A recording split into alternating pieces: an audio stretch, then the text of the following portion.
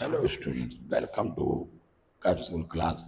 आज हम लोग कैप्सूल क्लास में देखेंगे ह्यूमन आई के बारे में। ह्यूमन आई क्या है? कहते हैं it is a photo receptor. What are photo receptors? आप जानते हैं receptor receiving light stimuli are called as photo receptors. Photo receptors kingdom animalia में दो प्रकार के होते हैं।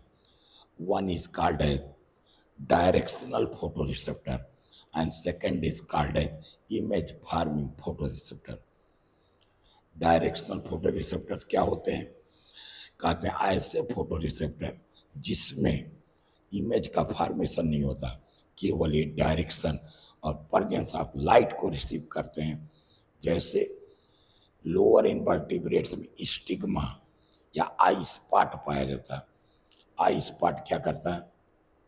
केवल presence and direction of incoming light को रिसीव करता है and never form the image of the object. हमारी आई क्या है? इमेज फॉर्मिंग फोटो रिसेप्टर है। It receives the presence and direction of incoming light and also form the image of the object. अब बात करते हैं अपनी आई की। Our eye is present in eye socket, eye orbit. The condition of our eye orbit is called as trapezius condition, as this eye orbit is formed by bone। अब बात करें eye ball में, तो सबसे पहले हम लोग पढ़ेंगे wall of eye ball. Wall of eye ball की बात करें तो हमारे आई बॉल में या यूँ कहीं इसके वॉल में तीन इंपॉर्टेंट लेयर्स होंगी। जैसे यहाँ देखें, वॉल ऑफ आई बॉल।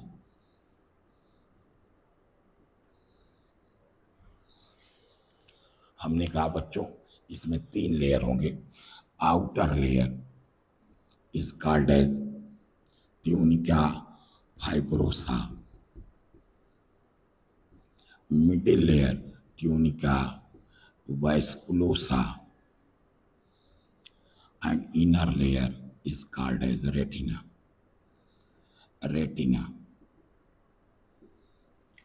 देखिए, मैंने कहा wall of eyeballs shows three layers.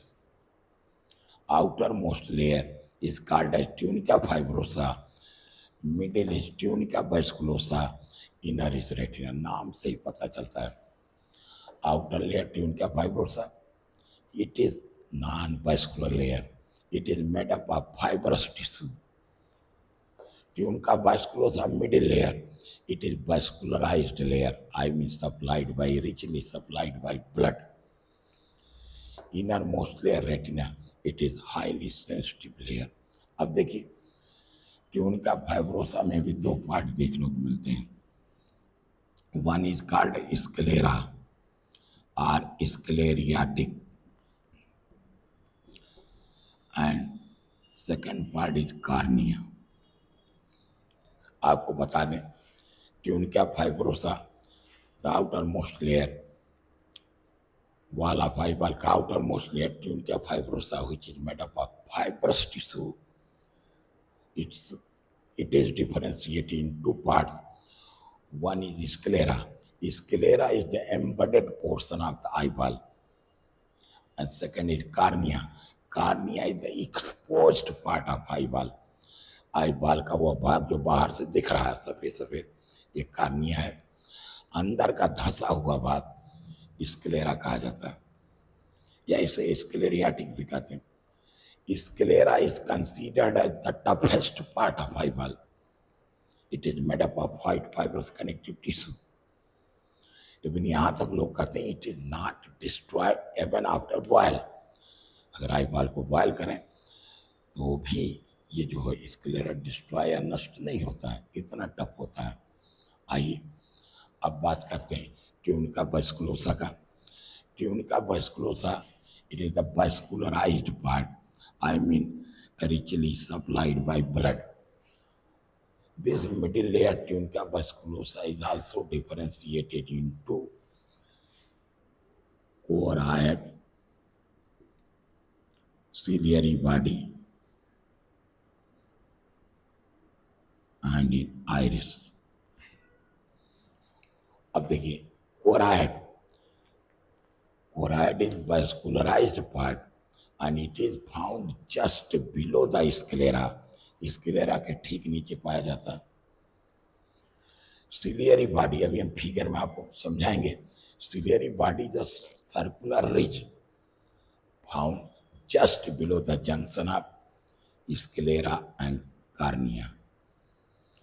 Iris, it is also circular ridge found between the ciliary body. It is a pigmented layer. Iris is a pigmented layer. It gives a definite color to the eye. आपकी आंख black है, brown है, किस colour की है ये depend करता है आइरिस पे। In the centre of iris there is an opening that is called as pupil. Through this pupil, light rays enters inside eye. ये तो हो गया बेटा ट्यूनिका वैस्कुलोसा, जो कि हाईली वैस्कुलराइज्ड पार्ट है। इसके बाद लास्ट इनर लेयर है रेटिना।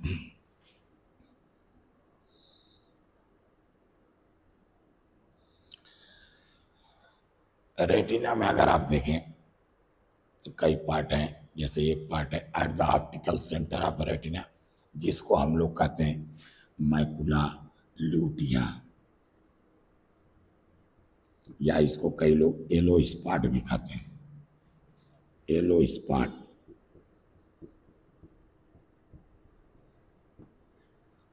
कहते हैं मैकुला ल्यूटिया और yellow spot.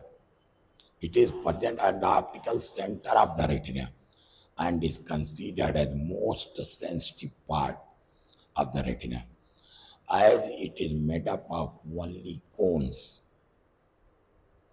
This yellow spot also shows a shallow depression. इसमें एक गड्ढा दिखता है, that is called as fovea, या इसको फोबिया सेंट्रलिस भी कहते हैं। कहते हैं actual image of the object falls upon the fovea centralis. इसके बाद अगला पार्ट है blind spot.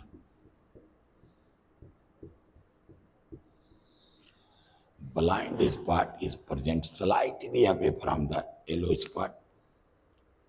It is considered as the thickest part of retina.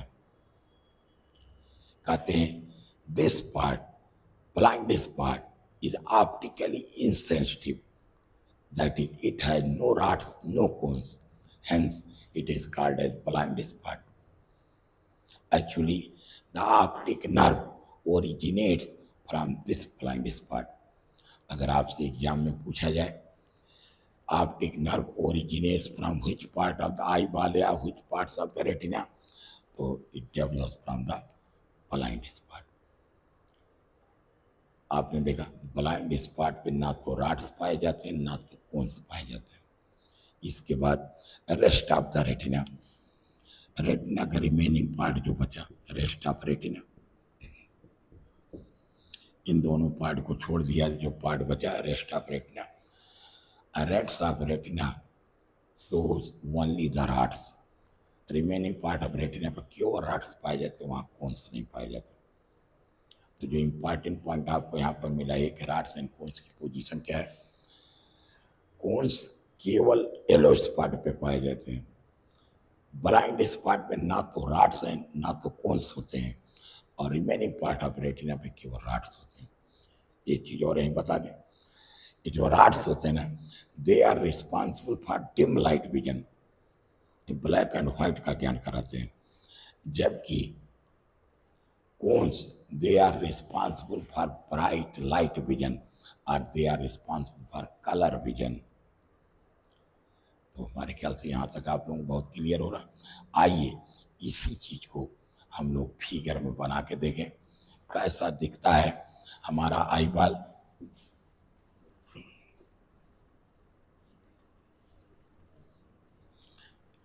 देखो बच्चों, ये हमने बताया outer most part of the eye ball, जिसको हम लोग कहेंगे ट्यूनिका फाइब्रोसा।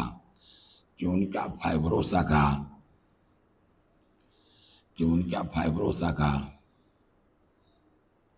ये आउटर मोस्ट पार्ट है, इसका जो एक्सपोज पार्ट है जो बाहर ये दिख रहा है, this is called as cornea. अंदर का embedded part, this is called as sclera, also called as sclerotic. ठीक, अगर हम इसको थोड़ा और मोटा दिखा दें तो आप कहते हैं कि this is the toughest part, हमने कहा ये हो गया sclera, this is the sclera. Sclera और कार्निया, इसको मिला के दोनों को हम लोग कहेंगे ट्यूनिका फाइब्रोसा। अब देखिए स्क्लेरा के ठीक नीचे ये वास्कुलराइज्ड लेयर है, इस वास्कुलराइज्ड लेयर को हम लोग कहेंगे बच्चा कोराइड। ये है कोराइड, ये पिगमेंटेड लेयर भी होता है और वास्कुलराइज्ड भी है, इसको कहते हैं कोराइड। अब just below the junction of sclera and cornea, हमने कहा था यहाँ पे एक सर्कुलर रिज होता था, इस सर्कुलर रिज को हम लोग कहते हैं सिलियरी बॉडी, और इस सिलियरी बॉडी में पाई जाती स्मूथ मसल्स जिनको हम लोग कहते हैं सिलियरी मसल्स। ये सिलियरी बॉडी है और इसमें पाई जाती सिलियरी मसल्स। ठीक, अब इन्हीं दोनों के बीच में हमने कहा एक और सर्कुलर रिज है जो लॉन्गिट्यूडनल सेक्शन में लंबा लंबा दिख रहा है, लेकिन है सर्कुलर, इसको हम लोग कहते हैं iris, this is called as iris. और इस आइरिस के सेंटर में जो ओपनिंग है इसको हम लोग कहते हैं प्यूपिल। इस तरीके से बच्चों हमने देखा choroid, ciliary body and iris, इन तीनों को एक साथ हम लोग कहेंगे ट्यूनिका वास्कुलोसा। क्यों कहेंगे? As it is a vascularized layer.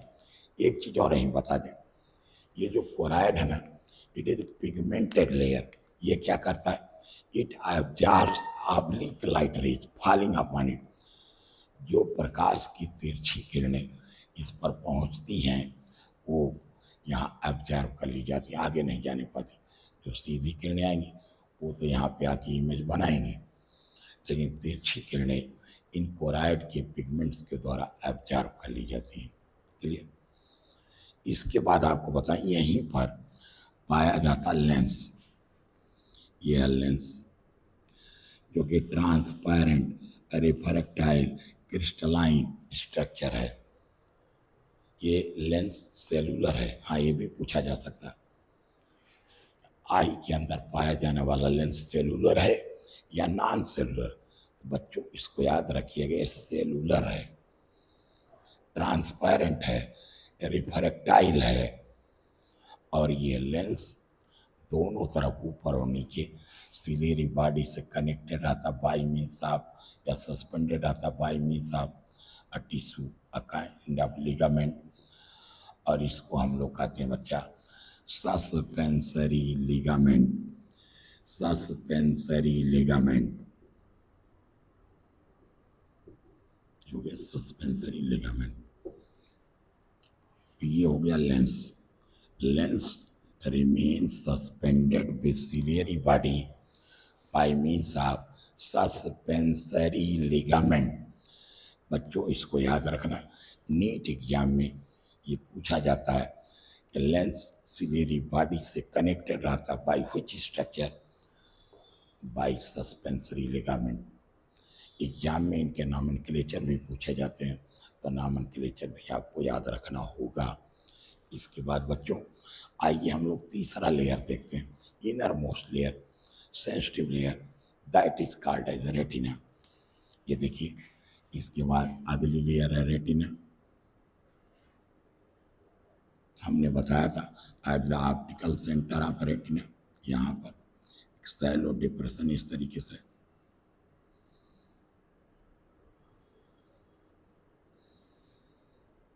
इस तरीके से ये जो लेयर है, ये जो लेयर है इनर मोस्ट, इसको हम लोग कहेंगे रेटिना। ठीक, अब देखिए इसके ऑप्टिकल सेंटर पे ये जो पॉइंट है इसको हम लोग कहेंगे क्या, macula lutea. This is called as macula lutea, या हम लोग इसको येलो स्पॉट भी कह सकते हैं, येलो स्पॉट, जिसको हमने बताया था कि the most sensitive part of retina. क्यों बोला था, because it is made up of only cones. Rods यहाँ नहीं पाए जाते हैं। तो कोन्स क्या होते हैं, cones are those receptors, those photo receptors which are functional in bright light या which are responsible for color vision। अब देखिए इसमें ये जो सैलो डिप्रेशन है इसको हम लोग कहते हैं फोबिया या phobia centralis. Phobia, it is the point where actual image of the object falls। किसी भी ऑब्जेक्ट की इमेज इसी फोबिया पे बनता है। इसके बाद हमने बताया था slightly away from the blind, slightly away from the yellow spot, there is the thickest part of retina, and this is called as blind spot। Why it is called as blind spot? Blind spot Hindi में कहते हैं अंधबिंदु। क्यों कहते हैं इसको, because this is optically insensitive. Blind spot है no rods no cons. ये optically insensitive होने के कारण ब्लाइंड स्पॉट कहा जाता है। Actually optic nerve originate from this blind spot. इस ब्लाइंड स्पॉट से एक्चुअली होता क्या है, ऑप्टिक नर्व ओरिजिनेट करके विजन सेंटर ऑफ ब्रेन को जाता है। ऑप्टिक नर्व, ये पूछा जाता है एग्जाम में कि ऑप्टिक नर्व की ओरिजिन क्या है। Optic nerve is originated from blind spot. ठीक, एक चीज यहीं पर और बता दें आपको, अगर अंदर से बाहर की तरफ हम रेटिना को देखें, रेटिना 3 लेयर्ड होती है। सबसे अंदर की जो लेयर होती है वो गैंग्लियन की लेयर होती है। उसके बाद बाइपोलर न्यूरॉन की लेयर होती है, या जिसको आप बाइपोलर सेल्स कह सकते हैं। और सबसे बाहर जो होगी वो रिसेप्टर सेल्स, आई में रॉड्स एंड कोन्स की लेयर होगी। ये 3 लेयर होती है। ठीक, इस तरीके से हमने आपको बताया वॉल ऑफ आईबॉल। अब वॉल ऑफ आईबॉल के बाद दूसरा पार्ट हम देखेंगे कैविटीज। कहते हैं in our eye there are 2 kinds of cavities. एक कैविटी है ये present between lens and cornea, इसको हम लोग कहते हैं बेटा एक्वस चैम्बर। क्यों, as it remain filled with watery fluid called as aqueous humour. इसका नाम हो गया एक्वस चैम्बर। इसी तरीके से there is another cavity present between lens and retina. This cavity is remain filled with jelly like fluid, जिसको हम लोग कहते हैं vitreous humour. That's why this cavity is called as vitreous chamber. इसको हम लोग विट्रस चैम्बर कहते हैं। आज हम लोगों ने इस लेक्चर में बेटा देखा वॉल ऑफ आई बॉल के बारे में। इसके बाद हम विजुअल पिगमेंट्स की बात करेंगे कि रॉड्स में कोन्स में किस प्रकार के पिगमेंट्स होते हैं, कितने प्रकार के कोन्स होते हैं, इनकी बात हम लोग नेक्स्ट लेक्चर में करेंगे। लेकिन इसके बाद अब हम आपको थोड़ी और एक चीज़ बताएं। नीट में अगर आपको सिलेक्शन लेना है बच्चों, आपको ईमानदारी से बहुत मेहनत करना होगा। आपको each and every concept her topic पे कवर करना होगा।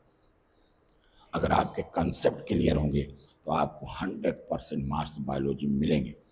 हमारे बहुत से स्टूडेंट 100% मार्क्स स्कोर कर चुके हैं पहले के एग्जाम में। आप भी कर सकते हो। बायोलॉजी को रट करके आप नहीं याद कर नंबर ला सकते हो। बायोलॉजी में अगर नंबर लाना 100%, each and every concept clear होना होगा। मैं आपको पूरा विश्वास दिलाता हूँ कि अगर आप लोग हमारे कैप्सूल कोर्सेज को देखते रहेंगे तो इसमें काफ़ी कंसेप्ट आपके अपने आप क्लियर होते रहेंगे। बच्चों, आपके उत्तम भविष्य के लिए और सिलेक्शंस के लिए आपको बहुत बहुत शुभकामनाएं। धन्यवाद।